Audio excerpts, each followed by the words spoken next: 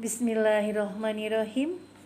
Assalamualaikum warahmatullahi wabarakatuh. Pertama-tama marilah kita panjatkan puji syukur kehadirat Allah Subhanahu wa taala atas segala limpahan rahmat, hidayah dan inayahnya kepada kita sekalian. Bersyukur atas semua anugerah yang Allah berikan.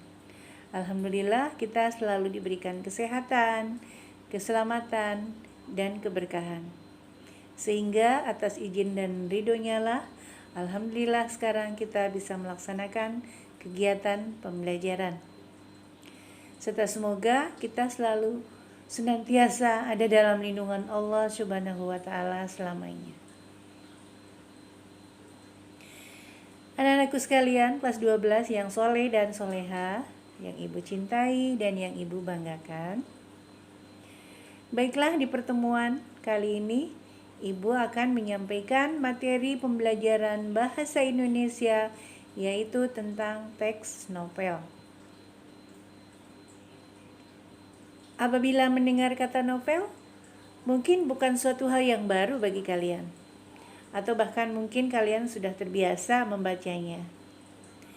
Nah, di pertemuan kali ini ibu akan mencoba membahas bagaimana caranya supaya novel yang akan kita baca itu betul-betul dipahami isi dan maknanya.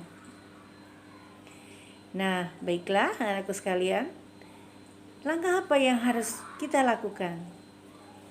Tentu kita harus mencoba untuk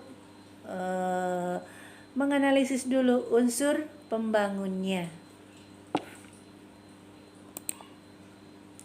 Tetapi sebelum masuk ke langkah menganalisis, kita harus terlebih dahulu mengetahui apa itu novel. Baik, novel berasal dari bahasa Italia yang diambil dari kata novella, yang artinya sebuah kisah atau cerita.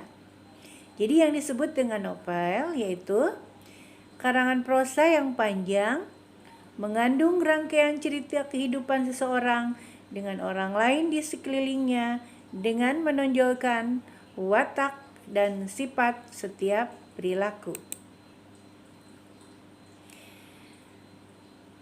Setiap karya sastra memiliki unsur pembangunnya, yaitu diantaranya ada unsur intrinsik, ada unsur ekstrinsik. Unsur intrinsik itu apa? Yaitu unsur yang berasal dari dalam novel itu sendiri atau dari dalam bacaan novel.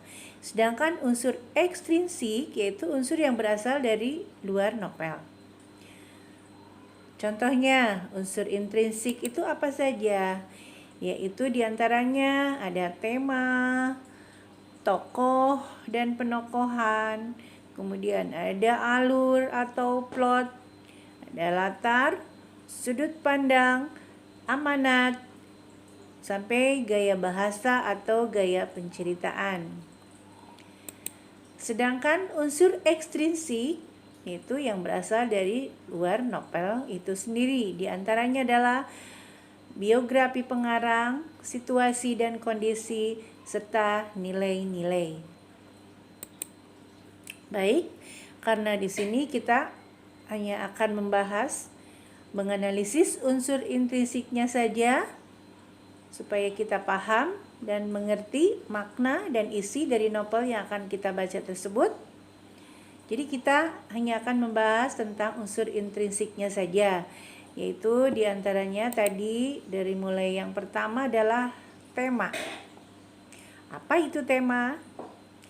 Tema merupakan dasar cerita atau gagasan umum atau ide umum atau tujuan umum dari sebuah novel. Seorang pengarang akan mengembangkan cerita sehingga dalam novel akan terdapat satu tema pokok dan subtema. Apa itu tema pokok?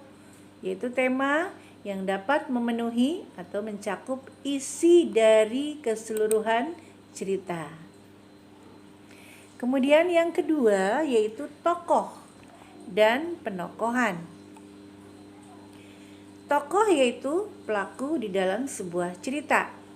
Ada tokoh utama dan figuran, ada tokoh protagonis dan antagonis, dan ada juga tokoh berkembang atau tokoh tipikal.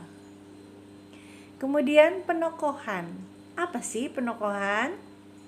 Yaitu teknik seorang pengarang menampilkan setiap tokoh di dalam cerita sehingga dapat diketahui karakter atau sifatnya.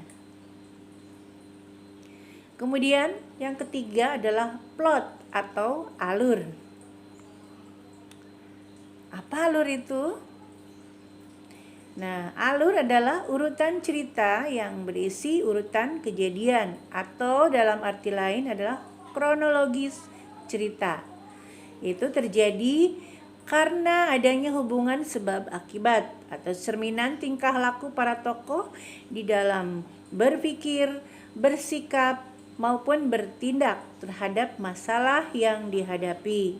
Itu biasanya ada yang menceritakan kisahnya itu ada alur maju, ada alur mundur, dan alur campuran. Kemudian yang keempat adalah latar, yaitu berupa deskripsi atau pelukisan tempat, waktu, situasi, bahkan suasana yang melingkupi terjadinya peristiwa yang diceritakan.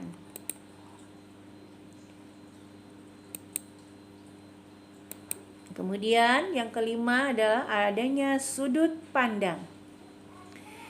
Cara penyajian cerita, peristiwa-peristiwa dan tindakan-tindakan pada karya fiksi berdasarkan posisi pengarang di dalam cerita.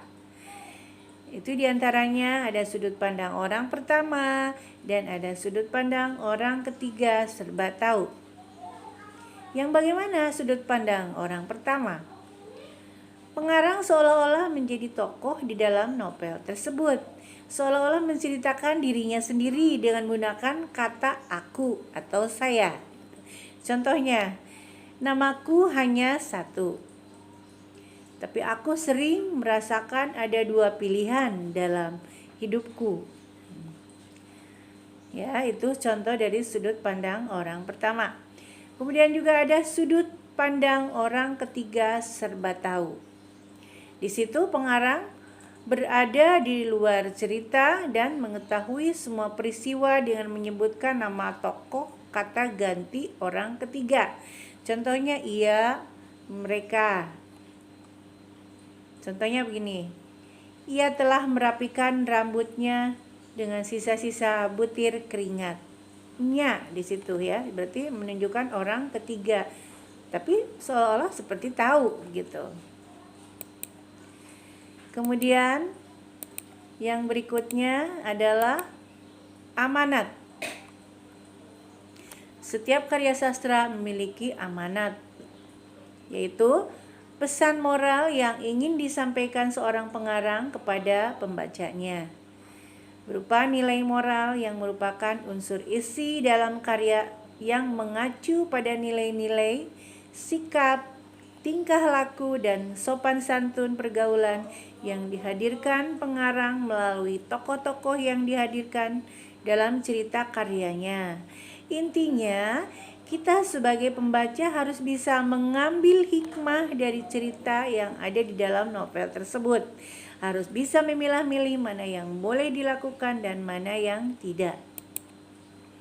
Nah, kemudian yang terakhir yaitu yang harus kita analisis adalah gaya bahasa atau gaya penceritaan.